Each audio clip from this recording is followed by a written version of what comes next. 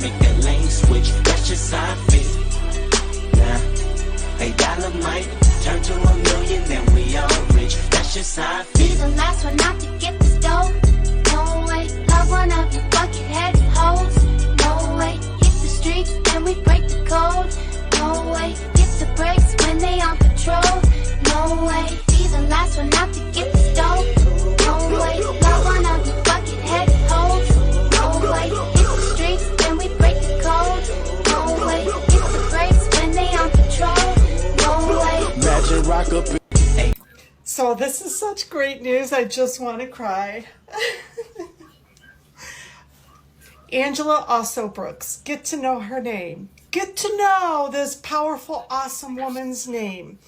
She beat her Democratic primary opponent in the state of Maryland for Senate.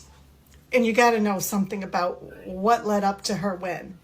Her opponent, I'm not even going to mention his name, had a bank of $62 million to beat her. And guess who funded a lot of his? Guess who funded millions upon millions? AIPAC. AIPAC, Israel. So her opponent was leading on every poll by at least 2 points. And she won by 12 points. The polls can't figure it out today. I don't know how elections are going to turn out. Keep an eye on her. Oh my God. She's awesome. American Israel Public Affairs Committee. It was incorporated in 1963. For 10 years prior to that, it was known as the American Zionist Committee for Public Affairs. AIPAC calls itself America's pro-Israel lobby, and according to its website, it has over 3 million members across the country in regional chapters working to, quote, expand and strengthen the U.S.-Israel relationship, end quote. You may know AIPAC as being one of the biggest and most recognizable donors to many of the members of Congress in your state. But contributing to campaigns is a relatively new function of the organization. Before 2021, AIPAC did not endorse candidates nor give political contributions. Its focus was on lobbying elected officials, not actually electing officials. But in a dramatic shift in policy, AIPAC began directly funding candidates and spending big on races in 2021. AIPAC Political Action Committee, AIPAC-PAC, filed something called a Statement of Organization with the FEC just in time for the 2022 election cycle, where it spent $50 million, including both direct contributions to candidates and outside spending, like TV advertisements.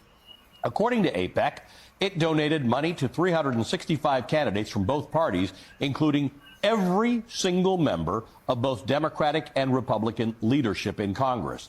109 Republicans who voted against the certification of the 2020 presidential election in America received campaign contributions from AIPAC.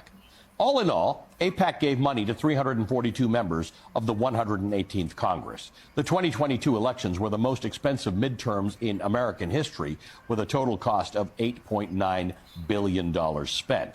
Now, last year, AIPAC ranked 15th in total expenditure by a political action committee, according to data collected by Open Secrets. But take a look at the other funders that AIPAC is competing against for that title. Act Blue and Win Red. They are Democratic and Republican Party machines. Save America is Donald Trump's money-raising operation. The Conservative Club for Growth, Emily's List, focuses on electing Democratic women to office. All of the PACs on this list are massively domestic-focused ideological machines. AIPAC is the only organization in the top 20 whose interests are focused entirely on America's relationship to a foreign government.